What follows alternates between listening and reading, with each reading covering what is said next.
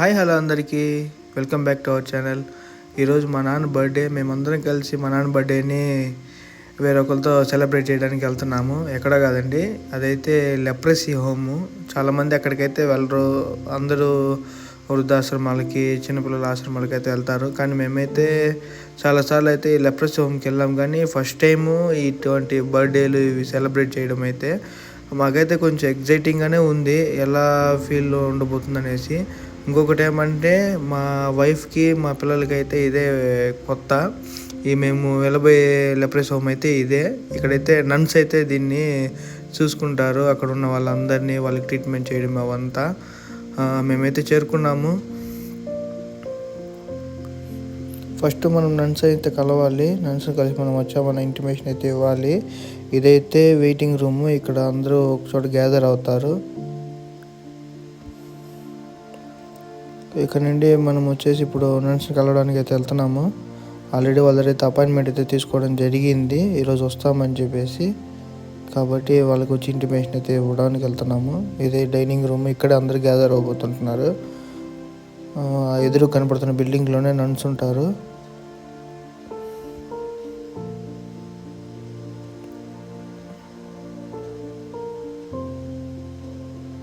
ఇక్కడ దగ్గర మొత్తం 15 మంది ఉన్నారు. ఆ 15 మందిని చూసుకోవడానికి నన్స్ కాకుండా ఒక 5 మంది అయితే ఇక్కడ వాళ్ళకైతే హెల్పర్స్ అయితే ఉంటారంట. కొంతమంది నడవలేని వాళ్ళు కూడా ఉన్నారు, కొంతమంది అసలు మతిస్థిమితం లేని వాళ్ళు కూడా ఉంటారు. అటువంటి వాళ్ళ కోసం ఆ హెల్పర్స్ అయితే ఉంటారు. అది కాకుండా వీళ్ళలోనే కొంతమంది ఇంకా క్రిటికల్ స్టేజ్ కాకుండా కొంచెం వాళ్ళ పనులు వాళ్ళే చేసుకోగలిగిన వాళ్ళు కూడా కొంతమంది ఉంటారు. అటువంటి వాళ్ళు ఒకరికొకరు హెల్ప్ చేసుకుంటూ ఉంటారు.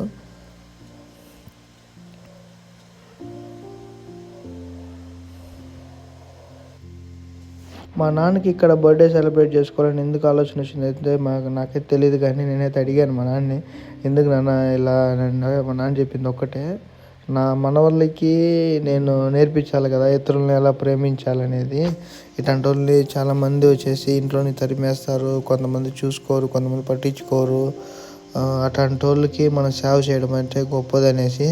కాబట్టి మా నాన్న అయితే బర్త్డే సెలబ్రేట్ చేద్దామంటే ఇంకా మేమందరం మాట్లాడుకొని, బర్త్డేనే కాదు వాళ్ళందరికీ ఫుడ్ కూడా మనము చేద్దాము, అందరికీ మనము భోజనాలు రెడీ చేసి వాళ్ళతో కలిసి మనం కూడా తిందాం అన్నప్పుడు మా నాన్న చాలా సంతోషపడ్డాడు.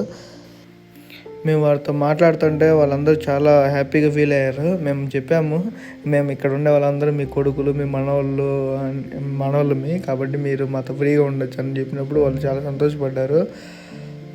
వాళ్ళ సంతోషాన్ని అయితే మేమైతే చెప్పలేము, అంత ఇదిగా ఉంది. కాబట్టి మీరే వినండి.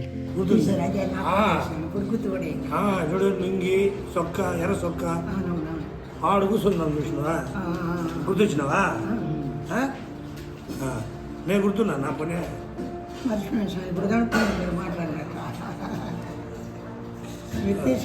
నా ఫోటో అదే చూడు. బాగున్నావా? బాగున్నా సార్. ఎర్ర సొక్క వేసుకున్నాను, బాగుంది స్వామి. ఈ సొక్క బాగుంది.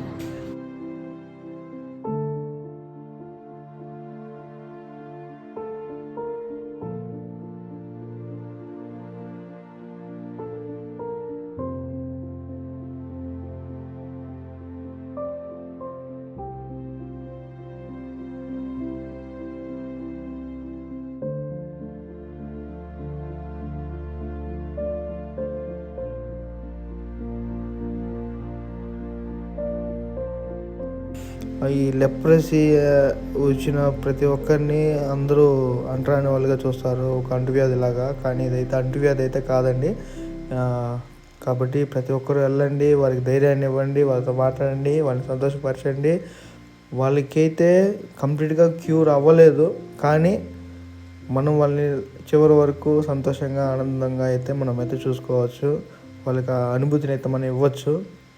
కాబట్టి ప్రతి ఒక్కరు ఆనందంగా ఉండాలి. కాబట్టి అది అయితే చేద్దామనేసి ఈ యొక్క ప్రయత్నము. కాబట్టి మీరు కూడా మీ దగ్గరలో ఉన్నటువంటి ఏదైనటువంటి ఆశ్రమాలకు వెళ్ళండి, వాళ్ళతో టైం స్పెండ్ చేయండి, వాళ్ళతో మాట్లాడండి. వారికి మీ రిలేషన్ని పంచండి ఫస్ట్. ఒకవేళ వాళ్ళు కానీ మీకన్నా పెద్దవాళ్ళు అయితే అన్ననో, తమ్ముడనో, లేదంటే కొడుకనో, ఈ విధంగా ఏదో ఒక రిలేషన్ అయితే వాళ్ళకి ఇవ్వండి, కొడుకు అని చెప్పండి, కూతురు అని చెప్పండి. ఈ విధంగా చెప్పిన ప్రతిసారి వాళ్ళు మీలో వాళ్ళ పిల్లల్ని చూసుకొని ఆనందపడతారు, మీతో వాళ్ళు ఇంకా క్లోజ్ అవుతారు. మేము అన్నీ ముగించుకొని ఇంటికి తిరుగు ప్రయాణం అయితే స్టార్ట్ చేశాము. మా నాన్నగారి గురించి అయితే ఒక విషయం అయితే చెప్పాలి.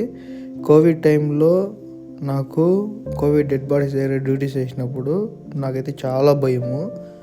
నేను ఎలా అక్కడ డ్యూటీ చేయాలని ఆలోచిస్తూ ఉన్నప్పుడు మా సార్ వాళ్ళు మాకైతే చెప్పినప్పుడు నేనైతే ఫస్ట్ సార్ నాకు భయము, నేను చేయలేననేసి కళాఖండిగా అయితే చెప్పాను.